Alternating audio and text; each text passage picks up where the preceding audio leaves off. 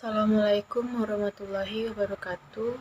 Perkenalkan, nama saya Hoirunisa Nabila Sabrina dengan NIM 1620210037 dari Fakultas Teknik Prodi Teknologi Informasi Universitas Muhammadiyah Palembang.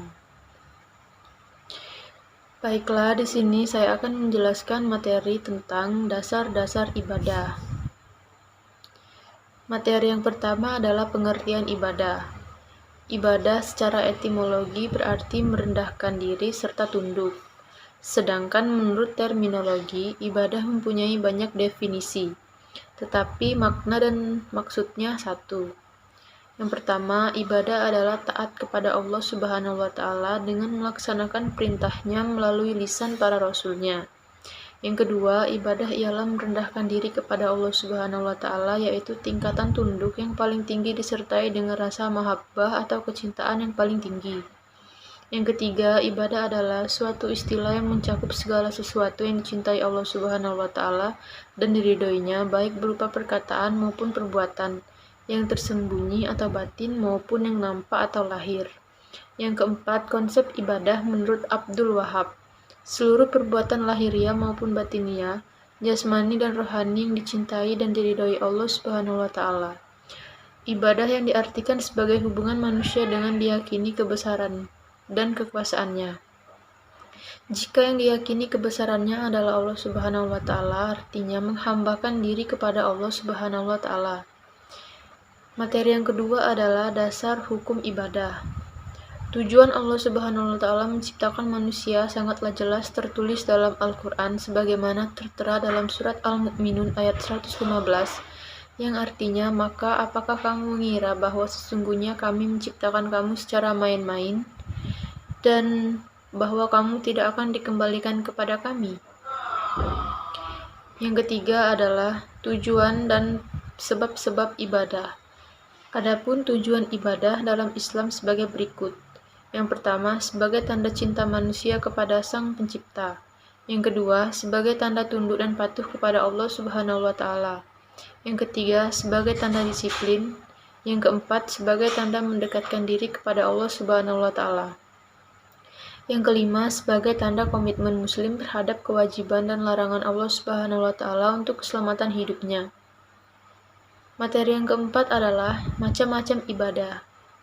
Ibadah terbagi menjadi dua macam, yaitu khusus dan umum. Yang pertama, ibadah khusus. Ibadah khusus ialah ibadah yang ketentuannya telah ditetapkan dalam Al-Quran atau dalil dasar hukum.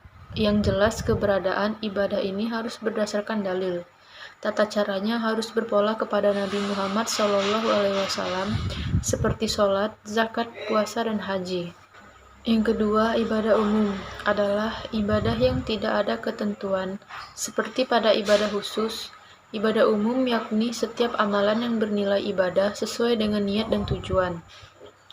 Ibadah umum mencakup semua perilaku manusia yang berhubungan dengan sesama manusia atau muamalah yang dilakukan untuk mencapai ridho Allah Subhanahu wa Ta'ala. Yang termasuk dalam ibadah umum yaitu iktikaf, wakaf, sedekah, zikir, dan doa, dan lain-lain.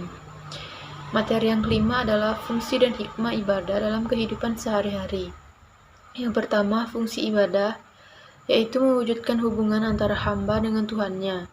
Dengan sikap itu, seseorang muslim tidak akan melupakan kewajibannya untuk beribadah, bertaubat, serta menyandarkan pertolongan kepada Allah Subhanahu wa Ta'ala. Selain itu, merupakan perwujudan keterikatan batin sebagai makhluk sosial, rasa tanggung jawab sebagai khalifah Allah di bumi. Yang kedua, hikmah ibadah. Tidak syirik, seseorang hamba yang sudah berketetapan hati untuk senantiasa beribadah, menyembah kepadanya, maka ia harus meninggalkan segala bentuk syirik. Selain itu, memiliki ketakwaan. Ketakwaan yang dilandasi cinta timbul karena ibadah yang dilakukan manusia setelah merasakan kemurahan dan keridhaan Allah Subhanahu wa Ta'ala. Selanjutnya, terhindar dari kemaksiatan. Ibadah memiliki daya pensucian yang kuat sehingga dapat menjadi tameng dari pengaruh perbuatan maksiat.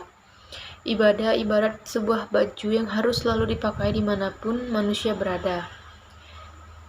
Selanjutnya, berjiwa sosial. Ibadah menjadikan manusia seorang hamba yang lebih peka dengan keberadaan sekitarnya, karena dia mendapatkan pengalaman langsung dari ibadah yang dikerjakannya. Tidak kikir, hamba yang mencintai Tuhannya senantiasa dermawan, menafkahkan hartanya di jalan Allah Subhanahu wa Ta'ala untuk kebutuhan masyarakat umum. Jelaskan maksud manusia sebagai Abdullah dan Khalifatullah. Manusia sebagai makhluk Allah mempunyai dua tugas utama, yaitu yang pertama sebagai Abdullah, yakni hamba Allah Subhanahu wa Ta'ala yang harus tunduk dan taat terhadap segala aturan dan kehendaknya, serta mengabdi hanya kepadanya. Dan yang kedua sebagai khalifah Allah di muka bumi, yang meliputi pelaksanaan tugas kekhalifahan terhadap diri sendiri, dalam keluarga atau rumah tangga, dalam masyarakat, dan tugas kekhalifahan terhadap alam.